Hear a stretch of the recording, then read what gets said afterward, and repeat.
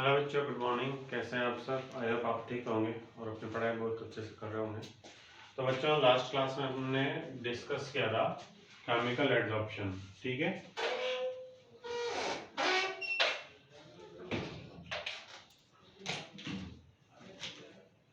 Chemical adsorption.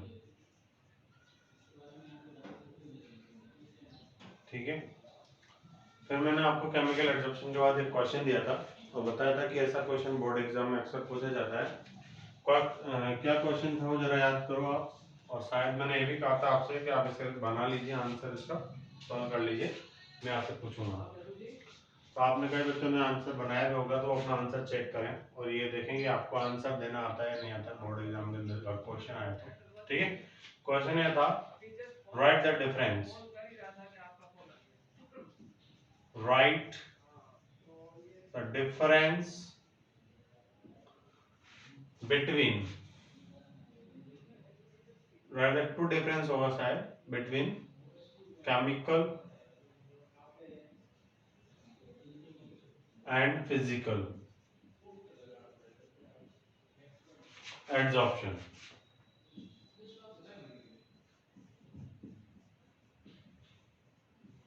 ठीक है, ये क्वेश्चन था आपका। चलो, अब इस क्वेश्चन का आंसर देने के दो तरीके हैं। कुछ बच्चे तो क्या होंगे, डायरेक्ट पैराग्राफ की फॉर्म में आंसर दे देंगे, तो वो कम इफेक्टिव होता है। पैराग्राफ में कोई पढ़ने नहीं बैठ रहा। आंसर ऐसा होना चाहिए जो एग्जामिनर न चाहे तो भी वो पढ़ने के लिए इच्छुक हो जाए। तो आप आंसर जब भी लिखो, मैं यही सजेस्ट करूंगा कि टेबुलर फॉर्म में लिखो।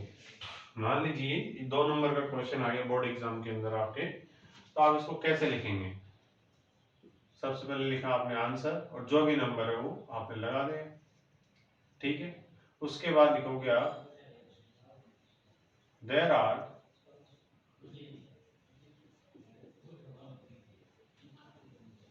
Following differences between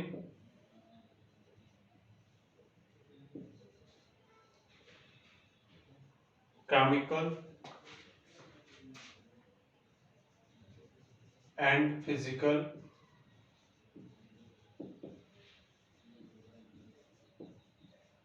adsorption। ठीक है, चलो एक तरफ लिख लेते हैं अपन, एक टेबल बना लेते हैं। ये सीरियल नंबर के टेबल हो गए। ठीक, यहाँ पे लिख देते हैं अपन प्रॉपर्टी, जिसके बेसिस पे अपन तुलना करेंगे, कंपैरिजन करेंगे गुण। यहाँ पे लिख देते हैं अपन फिजिकल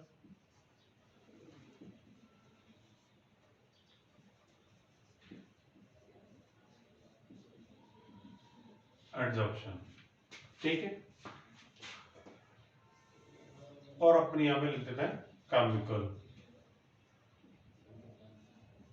एडजॉर्प्शन।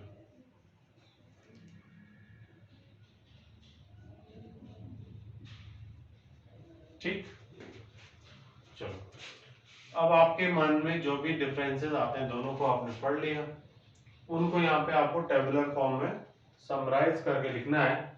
थोड़ा लिखने का तरीका सही हो तो मार्क्स अच्छे आ जाते हैं। ठीक,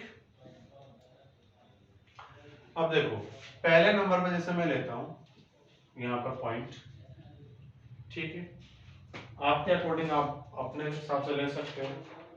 जैसे सबसे पहले मेरे माइंड में आया यहाँ पर कि इनमें बॉन्डिंग जो होता है, nature of attraction, nature of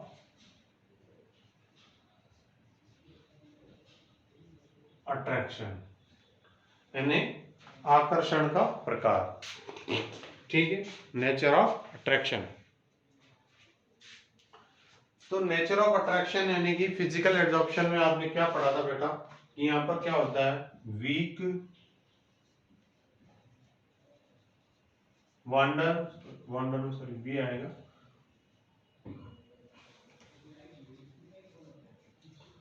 van der Waals force होता है एज अट्रैक्शन फोर्स। यहां पर क्या होता है, strong covalent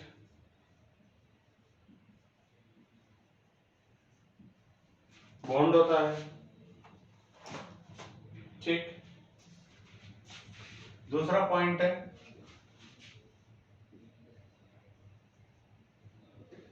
nature of system.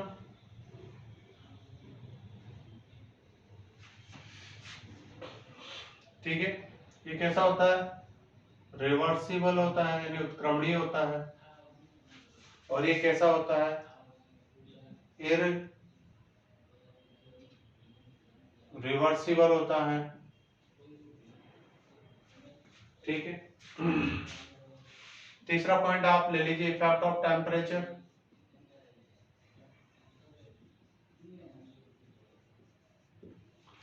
ठीक है, ये लो टेम्परेचर पर होता है।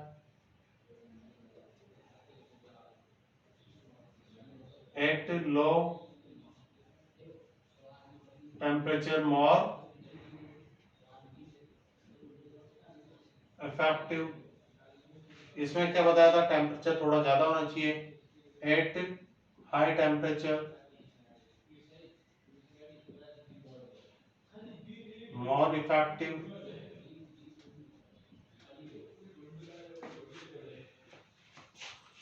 फोर्थ में आप हीट ऑफ एडजॉर्प्शन की बात कर लीजिए।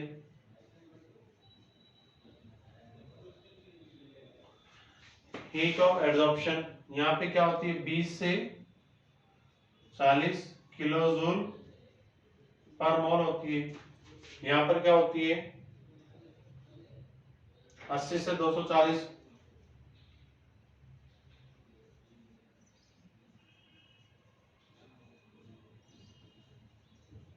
किलो जूल पर मोल। एक और पॉइंट लीजिए, 2 पूछेगा अधिकतम, आपको 5 बता रहा हूं मैं। ठीक है,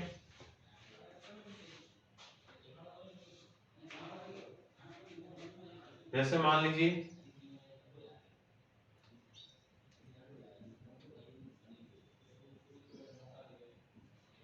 लेयर्ड फॉर्म, ये क्या होता है? मोनोलेयर होता है। फिजिकल एब्जॉर्प्शन जो है, सॉरी मल्टी लेयर, मोनोलेयर नहीं, ये होता है मोनो, तो ये होता है मल्टी लेयर। मल्टी लेयर, ठीक है, ये होता है मोनो लेयर। तो ये इस तरीके से आप फिजिकल एब्जॉर्प्शन और केमिकल एब्जॉर्प्शन को डिफरेंशिएट कर सकते हैं। उनके बीच में डिफरेंस पूछे जाएं तो आप आसानी से लिख सकते हैं। ठीक है, चलिए अब आगे जो क्वेश्चन बता रहा हूँ वो बहुत इंपॉर्टेंट है बोर्ड एग्जाम के हिसाब से। जो अभी तक अपन ने एब्जॉर्प्शन में पढ़ा है वहां से क्या क्या क्वेश्चंस बन सकते हैं वो क्वेश्चन की बात अपन यहाँ पर कर रहे हैं। ठीक है,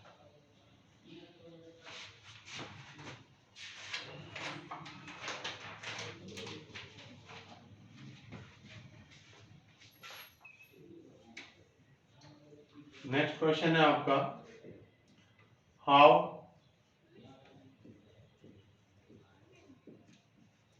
physical adsorption affected by temperature। Physical absorption temperature से कैसे अफेक्टेड होता है, ये क्वेश्चन है। ठीक है, अभी आपने जब फिजिकल एब्जॉर्प्शन पढ़ा था तो देखा था कि वहां पर लो टेम्परेचर होना चाहिए। इट मींस टेम्परेचर आप बढ़ाओगे तो वहां पर क्या होगा? फिजिकल एब्जॉर्प्शन में कमी होगी। ठीक है, इसको अपन लीच एटलियर प्रिंसिपल से बताते हैं। ठीक है, तो देखो आंसर सबसे पहले समझो आप, एडसोर्बेट होता है यानी अधिशोष्य प्लस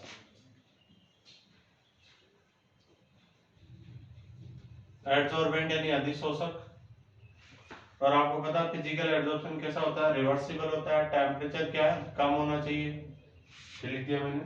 और यहाँ पर क्या हो रहा है? एड्सॉर्प्शन।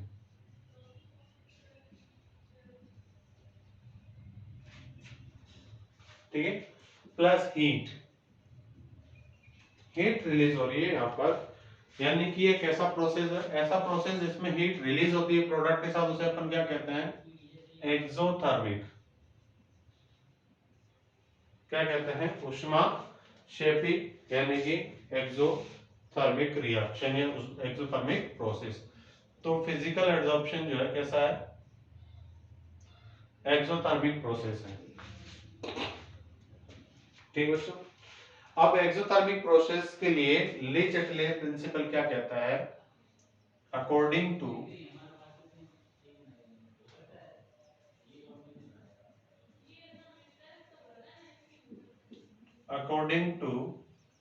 ले चटलियर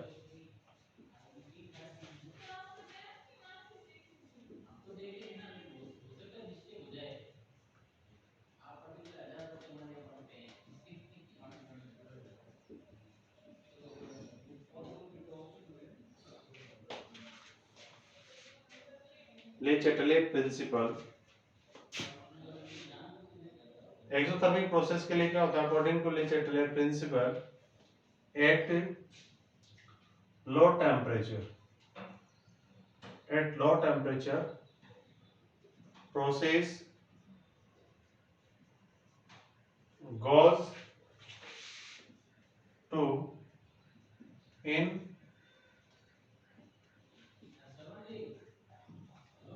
डायरेक्शन। इट मींस एब्जॉर्प्शन होगा कम टेम्परेचर में फॉरवर्ड डायरेक्शन, तो यही हुई, ठीक है। Hence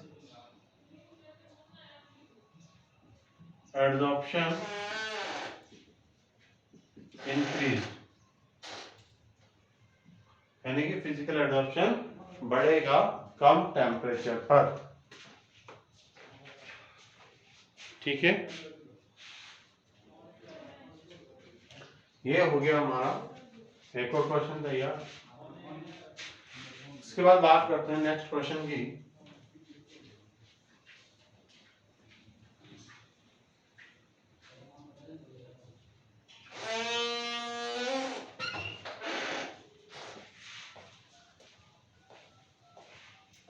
next question,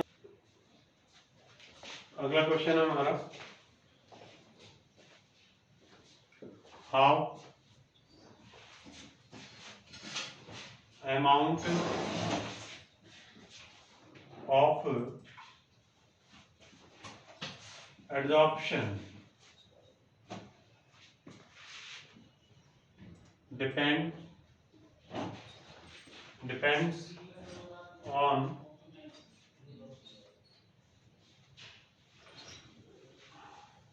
nature of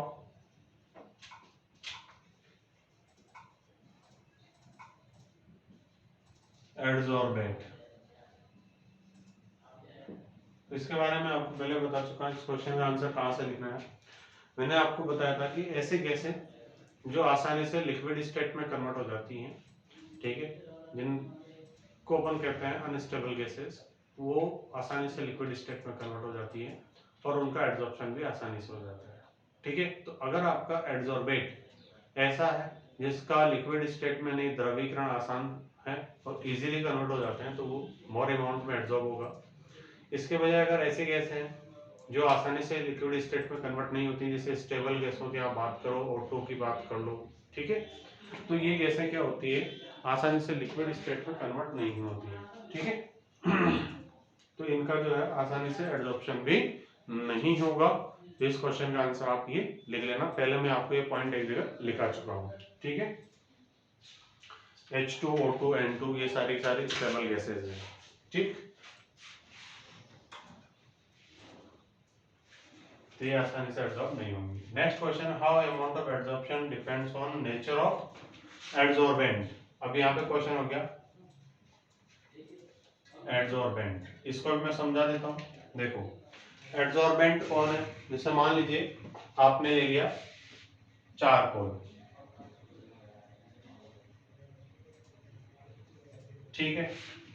कोई भी एडसॉर्बेंट की बात अपन करें जनरली, तो एडसॉर्बेंट पर कैसे डिपेंड करता है, तो पहले से ये होना चाहिए कि एडसॉर्बेंट को हम ऐसा बना दें कि वो ज्यादा से ज्यादा गैसों को एडसॉर्ब कर सके, ठीक है। तो ज्यादा से ज्यादा गैसों को एब्जॉर्ब कर सके ऐसा बना दें अपन अपनी तरफ से, उसको थोड़ा एक्टिव कर दें, तो वो हमारे अमाउंट ऑफ एब्जॉर्प्शन को बढ़ा देगा। तो इसी तरीके से अपन एक एग्जांपल लेते हैं चारकोल का। चारकोल क्या होता है? एक पाउडर होता है कोयले जैसा, ठीक है। अब इस चारकोल को अपन यूज में लेते हैं, देखिए जनरली चारकोल को काम में लीजिए, उस पर भी गैसों का एब्जॉर्प्शन होगा। बट इसी चारकोल में अगर अपन ने पहला मॉडिफिकेशन ये कर दिया कि इसको हीट किया, गर्म करके वापस ठंडा किया और फिर गैसों का एब्जॉर्प्शन करवाया, तो इससे क्या होगा कि इस चारकोल के ऊपर पहले से ऑलरेडी जो गैसेस थी जो अननेसेसरी हमारे लिए, वो गर्म करने पर क्या होगी? उड़ जाएंगी, डिसऑप्शन हो जाएगा उनका। और अब जिस गैस को हम एब्जॉर्ब कराना चाहते हैं उसका एब्जॉर्प्शन होगा, मगर ज्यादा मात्रा में होगा। तो एक तो ये तरीका हो गया। दूसरा क्या हो गया? मान लीजिए कोई भी एब्जॉर्बेंट है, तो उसको आप क्या करोगे? उस पर एक्टिव साइट्स इंक्रीज्ड, ठीक, एक्टिव साइड इंक्रीज कर देंगे अपन, ठीक है। कैसे? जैसे मान लीजिए कि कोई ऐसे बिल्कुल स्मूथ सरफेस है, उसके ऊपर गैसेस मॉलिक्यूल कम होल्ड होंगे, कम एब्जॉर्ब होंगे। हम क्या करेंगे? कोई मैकेनिकल मेथड से इसको क्या कर देंगे? थोड़ा रफ बना देंगे, रब कर देंगे इसको। मैकेनिकल मेथड में बहुत ज्यादा टेक्नोलॉजी लगाने की आवश्यकता नहीं। जैसे मान लो मैं इसको पत्थर से रगड़ दूंगा तो ये खुरदरी सरफेस बन जाएगी। और जब खुरदरी सरफेस बन जाएगी तो मैं कहूंगा यहाँ पर सक्रिय केंद्र यानी एक्टिव साइट बढ़ गए हैं, किस पर? एड्सॉर्बेंट पे। और जब एड्सॉर्बेंट पर एक्टिव साइट्स बढ़ जाएंगे तो मैं कहूंगा यहाँ पर अमाउंट ऑफ गैस का एब्जॉर्प्शन ज्यादा हो रहा है, ठीक है। तीसरा ये है कि कोई भी एड्सॉर्बेंट है उसको अपन पाउडर्ड फॉर्म में,